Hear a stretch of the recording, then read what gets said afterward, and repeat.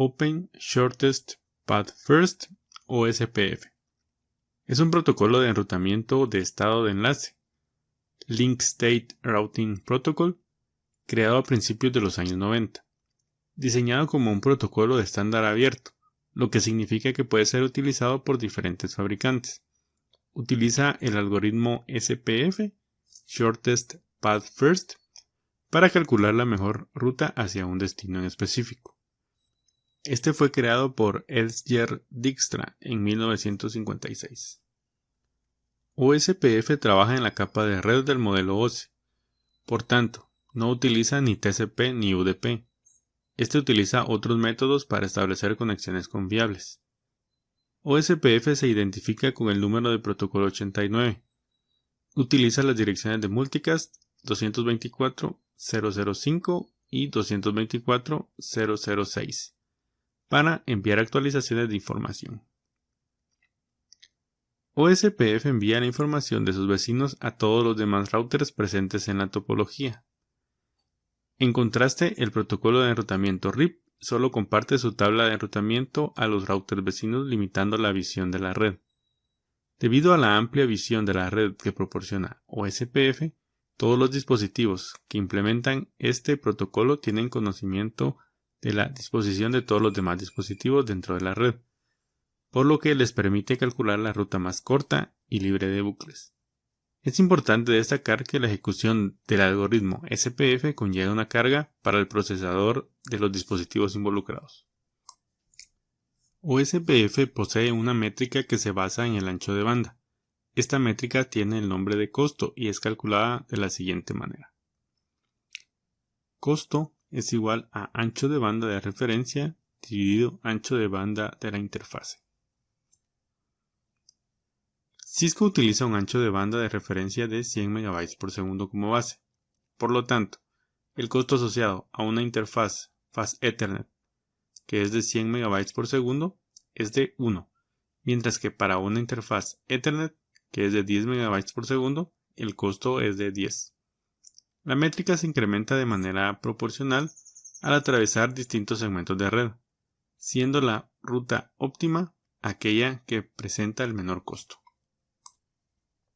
Tablas mantenidas por OSPF. A continuación se presentan las tres tablas que utiliza OSPF para almacenar información. Tabla de enrutamiento. Es el espacio de memoria en donde se almacenan las mejores rutas siguiendo el comportamiento y los criterios que se han observado en los capítulos anteriores. Tabla de vecinos o Neighbor Table. Es el espacio en memoria en donde se almacena la información de todos los dispositivos que comparten una vecindad con el equipo, es decir, que comparten una red común por medio de alguna de sus interfaces. Tabla de topología. Link State Database o LSDB. Es el espacio en memoria en donde se almacena la información de todos los dispositivos que forman parte de la red y se encuentran ejecutando OSPF. Funcionamiento basado en áreas.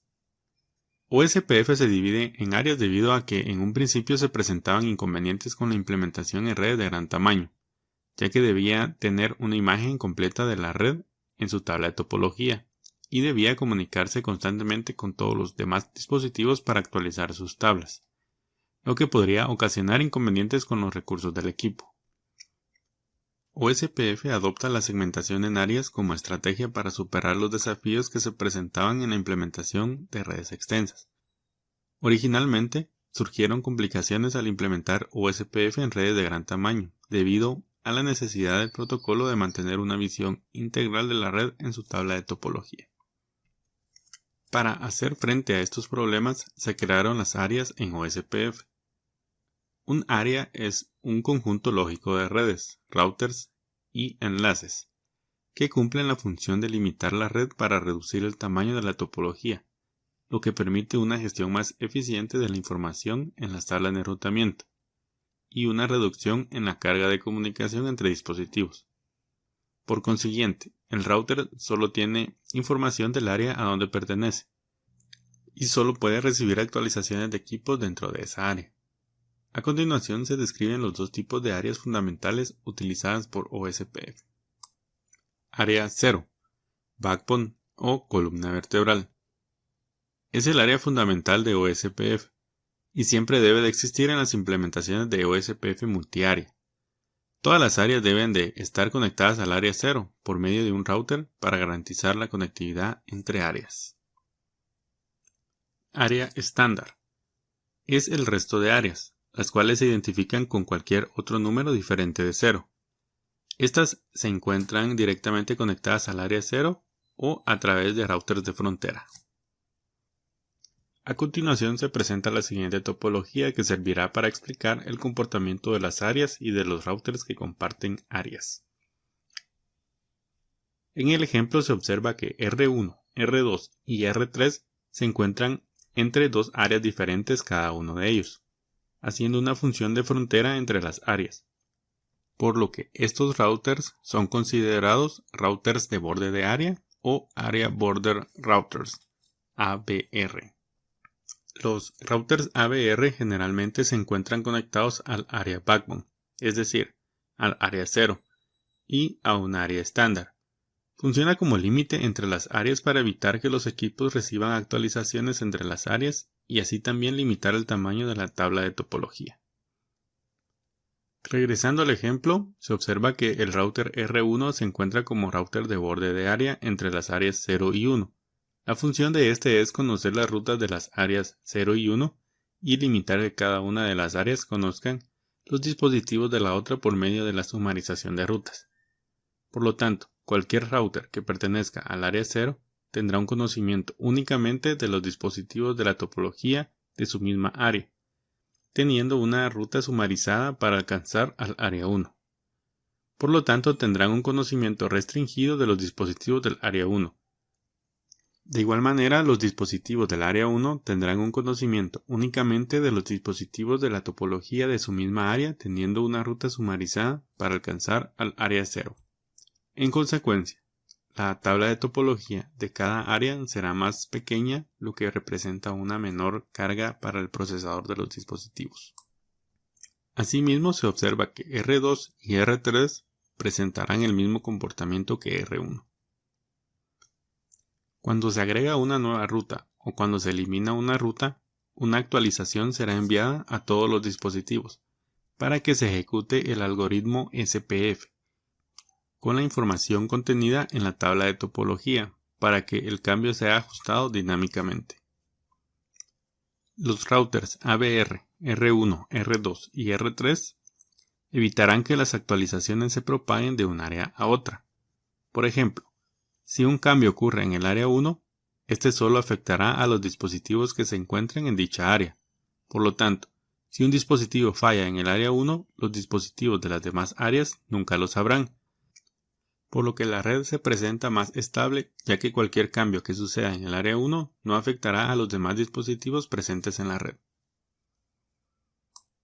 Por último, se observa que el router R4 también se encuentra cumpliendo la función de router de frontera.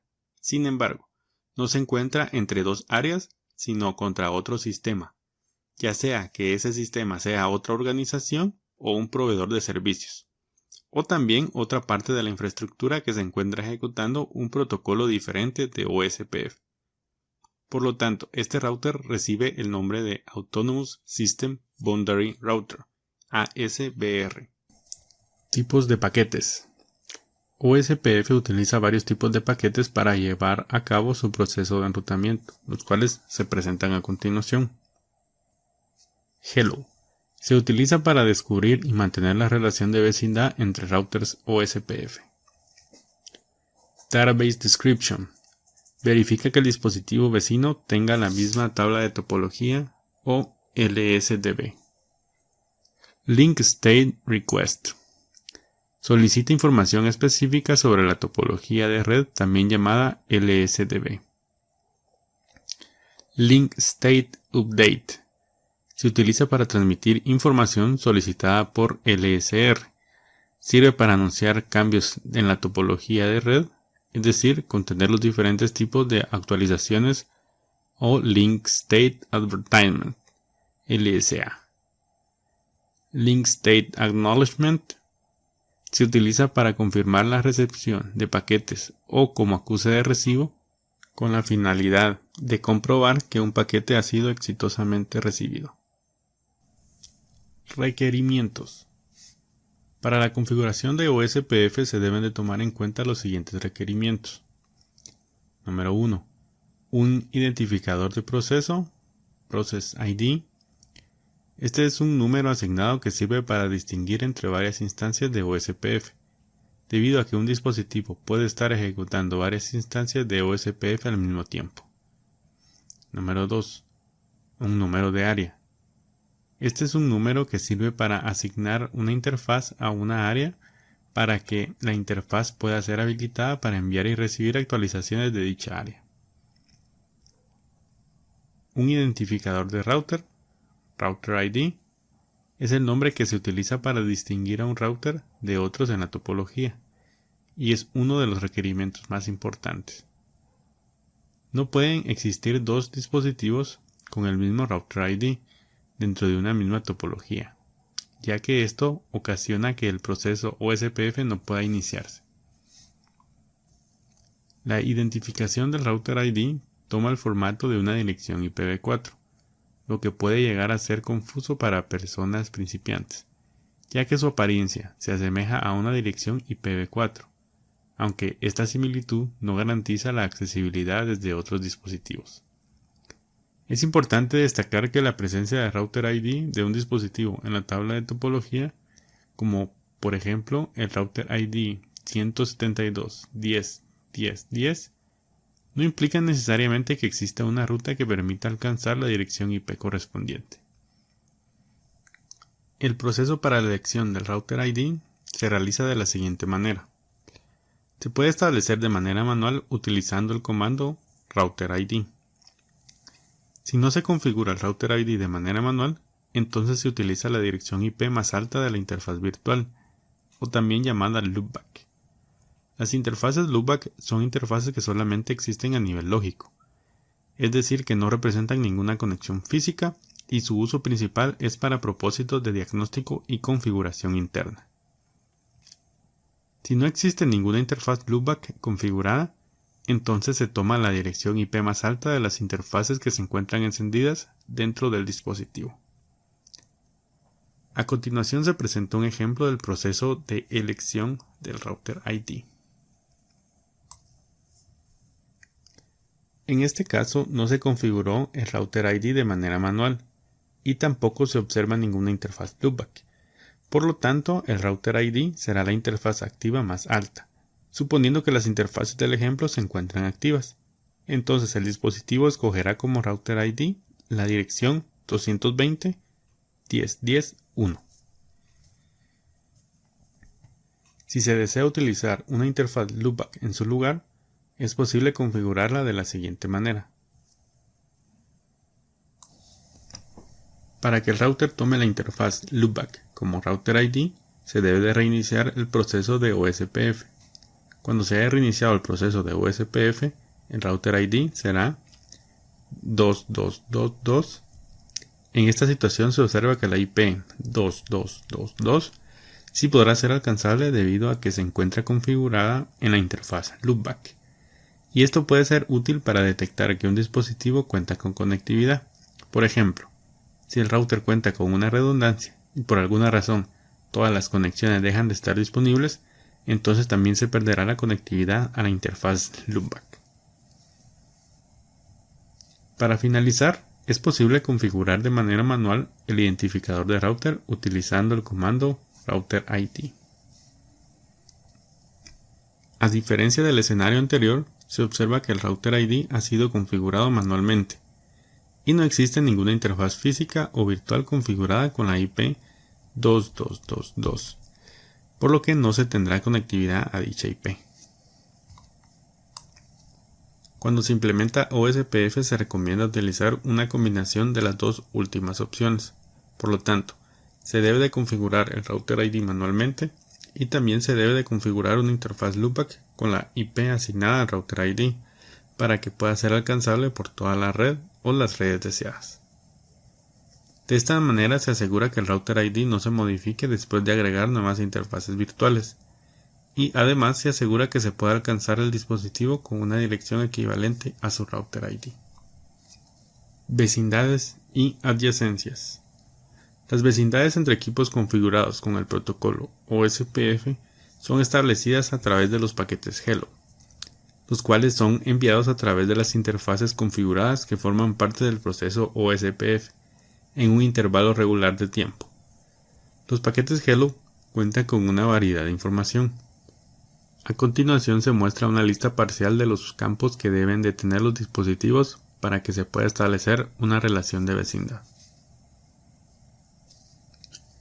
En la imagen se observa el paquete Hello en el que se resaltan los campos que deben de ser idénticos en los dispositivos para que estos puedan formar una relación de vecindad.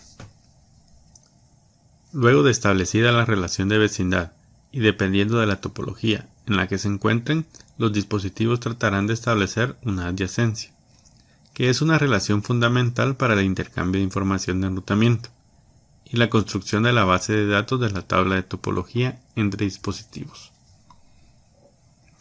A continuación se presentan las etapas del proceso para formar vecindades y adyacencias. Número 1. Down. No se ha detectado ningún vecino. Número 2. Init. Se recibe un paquete Hello. Número 3. Two-way. La relación de vecindad ha sido establecida. Número 4. Start. Inicia la adyacencia.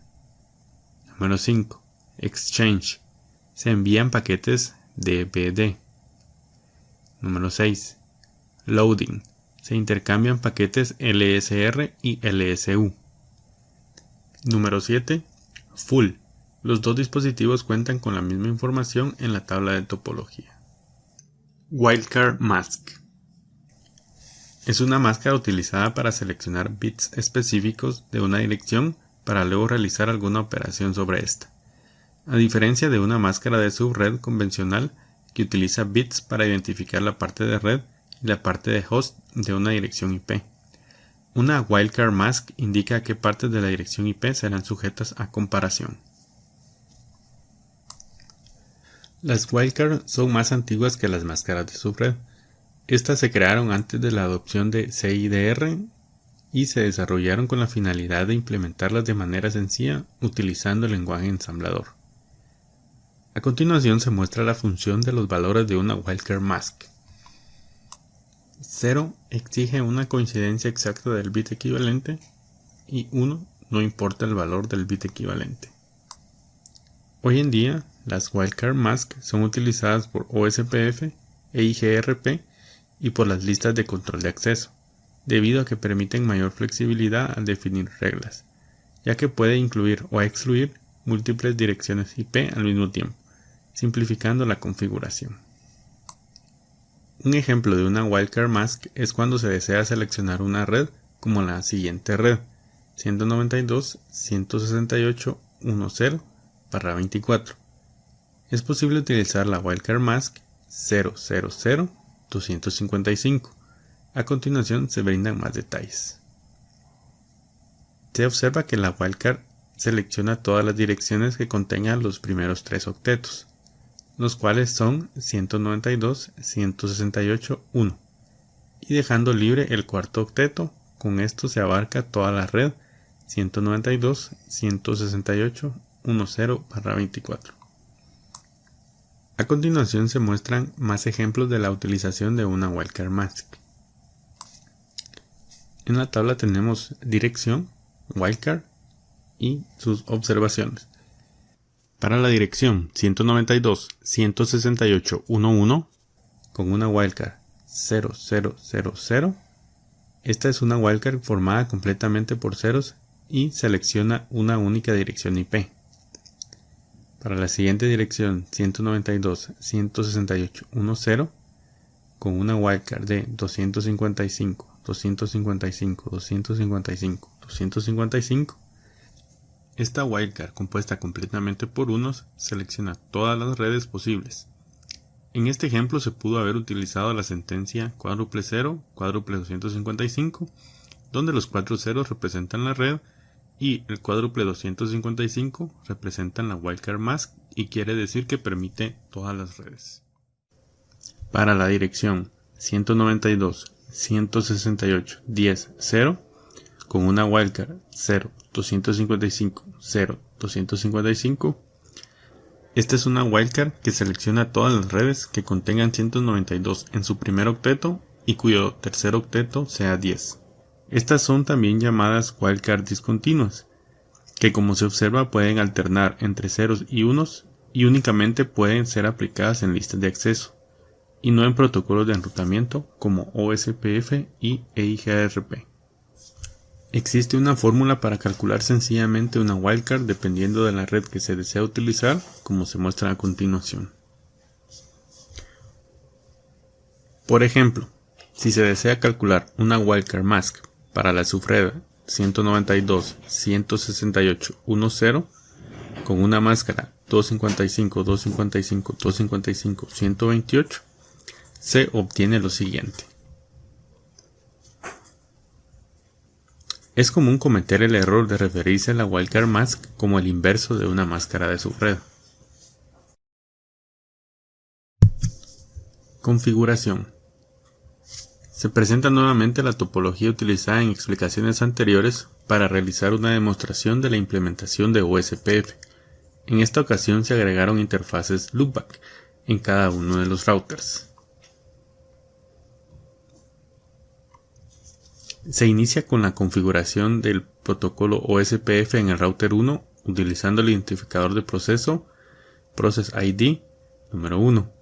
Teniendo configurado el identificador de proceso, se procede a configurar de manera manual el identificador de router, el router ID, utilizando 1.1.1.1, siguiendo la sugerencia brindada anteriormente, la cual recomienda configurar el router ID con la misma IP de la interfaz loopback para evitar inconvenientes a futuro. Luego de configurar el identificador de router y de proceso, se procede a indicarle al router las interfaces que serán parte del proceso OSPF.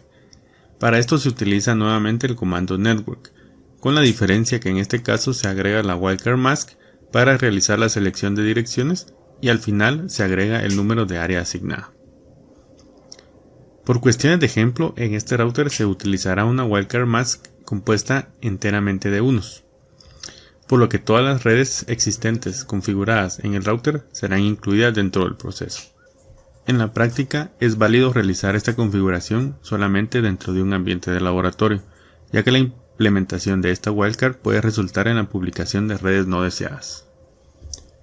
Para complementar la configuración de OSPF se configura la interfaz Fast Ethernet 00 como una interfaz pasiva o Passive Interface para que ésta no envíe ni reciba publicaciones, debido a que la interfaz está dedicada a dispositivos finales.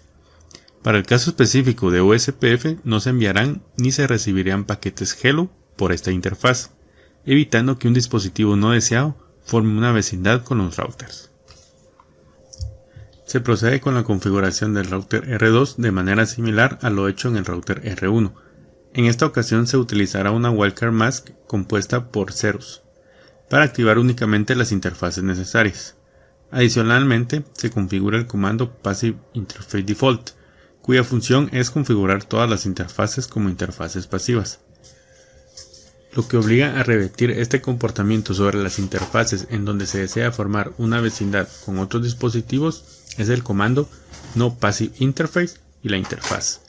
Estas medidas son importantes para mantener la seguridad de los dispositivos.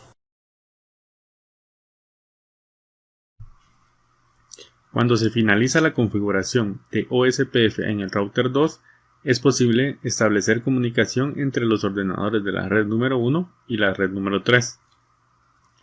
Al realizar una revisión de la tabla de enrutamiento del router R1, se observa que ya cuenta con las rutas necesarias para poder alcanzar la red número 3. En la tabla de enrutamiento se puede apreciar que la red 192.168.3.0/24 se encuentra con el código O, que significa que la ruta es aprendida por OSPF al igual que la IP 2.2.2.2, la cual se encuentra configurada en la interfaz loopback del router R2.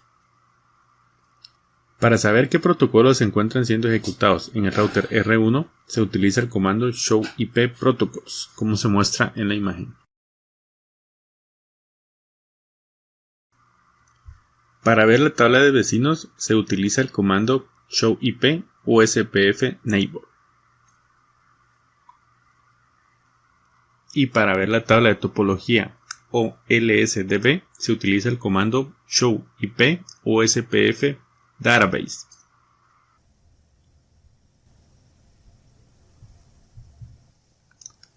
Tipos de red.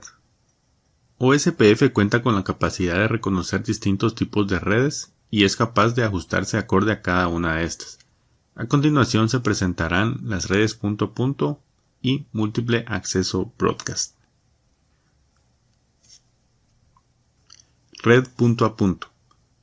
Es una conexión que se realiza exactamente entre dos dispositivos.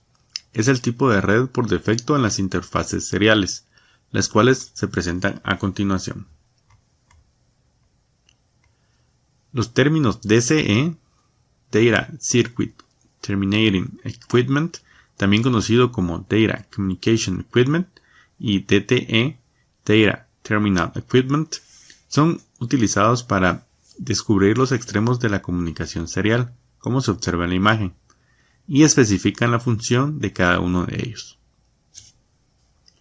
El equipo DCE regularmente se presenta en líneas arrendadas a los proveedores de servicio, y está encargado de brindar la señal de reloj, clock rate, de la transmisión, es decir que determinará la velocidad de transmisión. Por otro lado, los equipos DTE se limitarán a seguir las reglas impuestas por el equipo DCE. Las interfaces seriales pueden emplear distintos protocolos de encapsulación a nivel de la capa de enlace. Por ejemplo, pueden utilizar el protocolo High Level Data Link Control, HDLC, el cual es un protocolo propietario de Cisco, el cual se encuentra activo por defecto en estos dispositivos. También es utilizado el protocolo Point-to-Point Protocol, el cual es de estándar abierto. Para realizar la configuración de las interfaces seriales entre equipos DCE y DTE, es importante establecer la velocidad de transmisión y modificar la percepción del ancho de banda de los protocolos de enrutamiento. Para esto se utilizan los siguientes comandos. Clock rate. La función de este comando es establecer la velocidad de la transmisión de la información.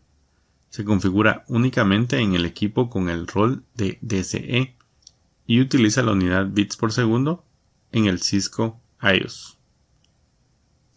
Bandwidth. Los enlaces seriales cuentan con ancho de banda por defecto de 1544 kilobits por segundo. Sin embargo, esto se puede modificar con el comando bandwidth, el cual no afecta la velocidad de la transmisión, sino que solamente modifica la percepción del ancho de banda de ciertos procesos dentro del router, como los procesos de los protocolos de enrutamiento. La unidad que utiliza el Cisco IOS es kilobits por segundo.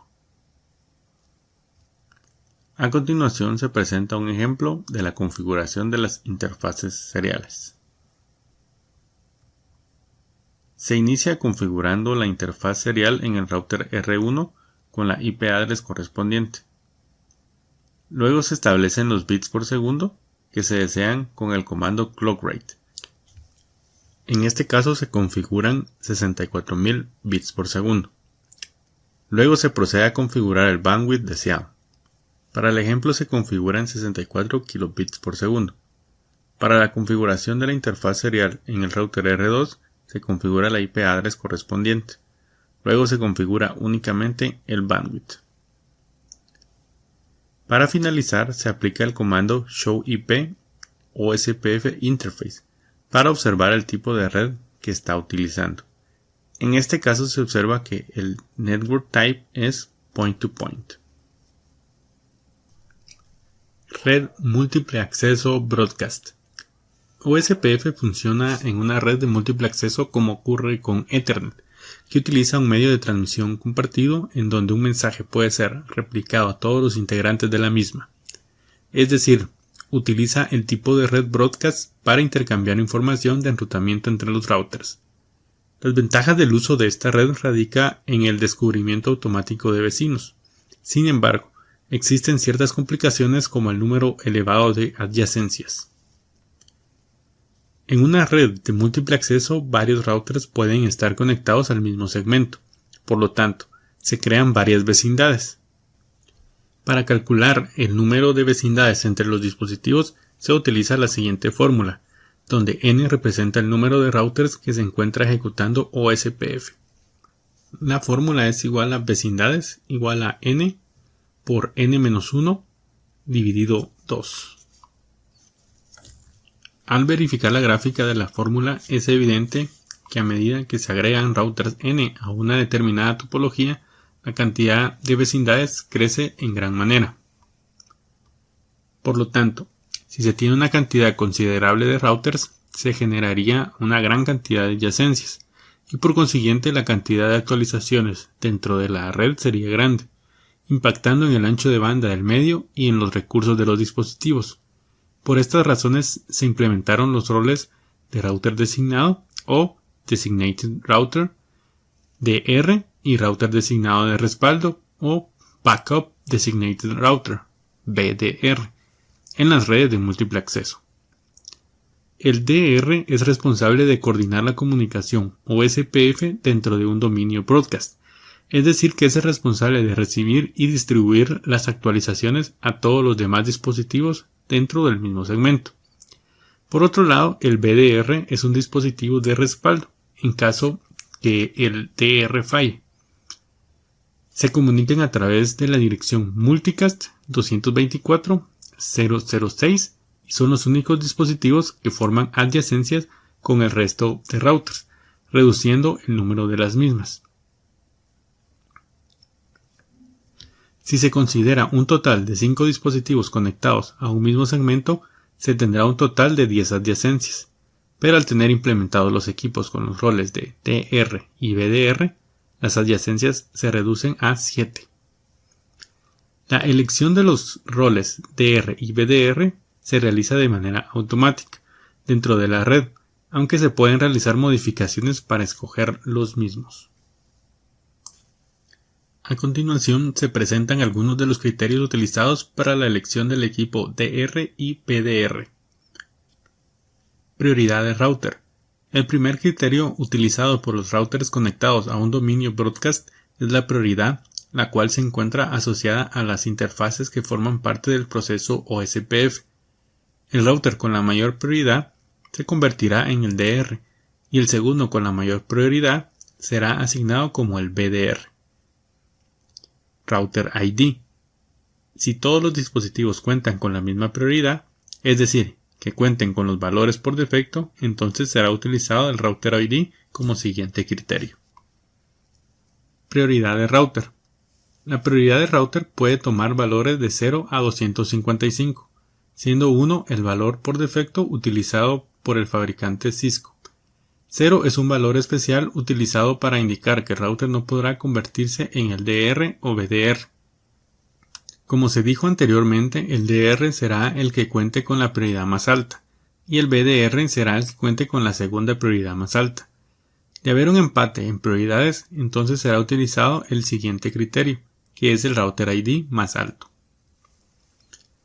Para modificar la prioridad de OSPF se realiza ingresando a una interfaz utilizando el comando IP OSPF Priority, como se muestra a continuación.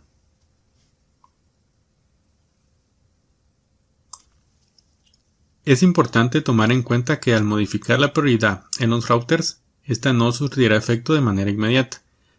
Es necesario que el proceso OSPF se reinicie para que los dispositivos tomen el rol correspondiente. El proceso OSPF se puede reiniciar de varias maneras. Una de ellas es con el reinicio de los dispositivos o aplicando el comando clearIP OSPF process. Para apreciar la relación entre los dispositivos se aplica el comando showIP OSPF neighbor. En la imagen se observa el router ID de los dispositivos vecinos del router R4. La prioridad de los mismos, en la que se observa que el router DR es el que cuenta con la prioridad más alta y el router DVR es el segundo con la prioridad más alta, como se mencionó anteriormente. El status full hace referencia a las adyacencias de los equipos DR y DBR, que son los únicos dispositivos que formarán adyacencias con el resto de dispositivos. Por lo tanto, el status two-way aplica para el resto de dispositivos, los cuales solo formarán dos adyacencias, una con el DR y otra con el DBR, y que serán identificadas como DR-Other. Para poder visualizar el tipo de red que utiliza OSPF, la prioridad de la interfaz, el estado, entre otros, se utiliza nuevamente el comando showIP OSPF Interface. Regularmente en una red Ethernet la elección del DR y DBR se dejan al azar. Sin embargo, existen otros tipos de redes en las que es importante que los mismos queden establecidos manualmente. Sumarización de rutas. Como se explicó anteriormente en el capítulo de enrutamiento dinámico, la sumarización de rutas permite a los protocolos de enrutamiento agrupar o sumarizar redes continuas en una sola red o superred, lo que permite reducir el ancho de banda utilizado, las actualizaciones y la tabla de enrutamiento. RIP y EIGRP pueden hacer uso de la sumarización en cualquier punto de la red. Caso contrario a OSPF, que su uso está reservado para los dispositivos con el rol ABR y ASBR. La sumarización en los protocolos de enrutamiento mencionados sigue los lineamientos generales descritos a continuación. Una ruta sumarizada podrá ser publicada mientras exista por lo menos una subred dentro de su rango de direcciones. Una ruta sumarizada utilizará como métrica alguna de las métricas encontradas en las subredes dentro de su rango de direcciones. EIGRP utiliza la métrica más pequeña encontrada, mientras que, en el caso de OSPF, su elección dependerá de la revisión del estándar donde esté definido. Las implementaciones que se encuentran en equipos con versiones compatibles con el RFC 1583 calcularán la métrica en función de la métrica mínima encontrada. Para equipos con versiones compatibles con el RFC 2328, calcularán la métrica en función de la métrica máxima encontrada. RIP es una excepción. El dispositivo donde se realice la sumarización creará automáticamente una ruta estática hacia una interfaz especial llamada null0. La función de null0 es descartar los paquetes que llegan a ella para evitar posibles bucles de enrutamiento. La excepción a esta regla es RIP, en donde se recomienda agregar manualmente dicha ruta. En el capítulo de enrutamiento estático se mencionó que RIP y EIGRP cuentan con la característica de sumarización automática, es decir, autosumarización, cuando se encuentran en redes discontinuas. Sin embargo, la práctica recomendada es desactivar dicha función y activarla cuando sea necesario. Si se desea realizar la sumarización de manera manual, se recomienda utilizar la misma técnica utilizada en el capítulo de subnetting, en donde se dividía una red en varias subredes. A continuación se presenta un ejemplo con 8 redes que serán sumarizadas de manera manual. Para que el protocolo de enrutamiento solo anuncie una red o superred para reducir el tamaño de la tabla de enrutamiento. En la tabla se observa en el apartado de red que las rutas que se desean sumarizar abarcan las direcciones 192.168.0.0 hasta la dirección 192.168.7.0. Por lo tanto, el siguiente salto será la dirección 192.168.8.0 y el incremento entre las mismas es de 8 en el tercer octeto. Dado a que ya se tiene el incremento entre redes, que es 8, se agregan los unos hasta la posición 8 en el tercer octeto. Por lo tanto, la máscara de subred resultante para sumarizar las 8 redes será la máscara 255.255.248.0 o /21. Es importante hacer notar que para los dos primeros octetos, que son 192.168, el valor correspondiente para la máscara de subred ha quedado sin modificaciones, es decir, ha quedado el valor 255 y únicamente se modificó el tercer octeto en donde se aprecia el incremento entre redes. Por lo tanto, para anunciar las 8 subredes sumarizadas se hará con la red 192.168.00/21 o 192.168.00 con la máscara 255.255.248.0. Para realizar la implementación de la sumarización en el caso de RIP y EIGRP, se ingresa a la interfaz deseada y se aplica el comando IP Summary Address, como se muestra a continuación. Iniciamos con la configuración en la interfaz que forma parte del protocolo RIP ejecutando el comando IP Summary Address RIP 192.168.00 con una máscara 255.255.248.0. Para el caso de EIGRP, la diferencia es que se debe de agregar el número de sistema autónomo, el cual será explicado más adelante.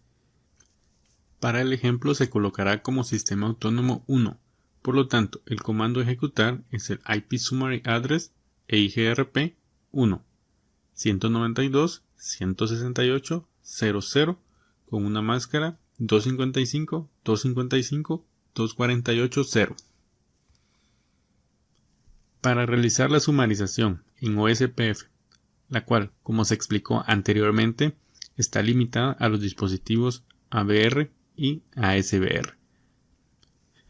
Para implementar la sumarización en OSPF se realizará el siguiente ejemplo, en el que se presenta la siguiente topología, donde el router R2 se encuentra conectado a través de su interfaz serial al router R1 en el área 0, utilizando la red 10.10.10/24. El router R2 cuenta con el conocimiento de las 8 rutas anteriormente expuestas, las cuales se encuentran asignadas al área 1. Para el ejercicio se utilizarán interfaces loopback dentro del dispositivo para ejemplificar las 8 redes dentro del área 1 y se indicará a OSPF que la red utilizada es punto a punto. Para el ejemplo se configurará únicamente la primera interfaz loopback, como se muestra a continuación. Se inicia configurando la interfaz loopback 1 con la dirección IP 192.168.0.1 correspondiente a la primera red. Luego se aplica el comando IP OSPF Network Point to Point para indicar que la red es punto a punto. Para finalizar, se agrega la configuración de Network a OSPF. Al finalizar las configuraciones de las interfaces, al aplicar el comando Show IP Route, se observa en la tabla de enrutamiento del router R1 que se encuentran las 8 subredes anunciadas acompañadas del código O y A, que quiere decir que fueron aprendidas por OSPF en otras áreas. Para realizar la sumarización de las redes indicadas es necesario aplicar la configuración en el router R2 ABR, utilizando el comando área y el número de área, range, la dirección, la máscara, como se muestra a continuación. Al observar nuevamente la tabla de enrutamiento, se tiene una sola ruta sumarizada para la red 192.168.0.0/21, por lo que es evidente que la tabla de enrutamiento ha disminuido su tamaño.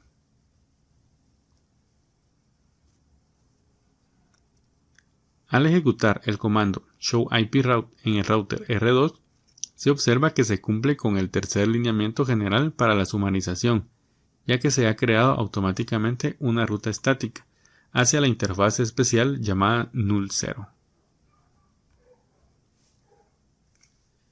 Una de las observaciones importantes a la hora de realizar la sumarización manual es que las redes a sumarizar deben de tener cierto grado de continuidad entre ellas. Por ejemplo, No se puede sumarizar una red 192.168.1.0 con una red 172.16.1.0 para anunciarlas como una sola. Por lo tanto, se debe de seguir un diseño jerárquico, que quiere decir que debe de existir uniformidad en la asignación de direcciones.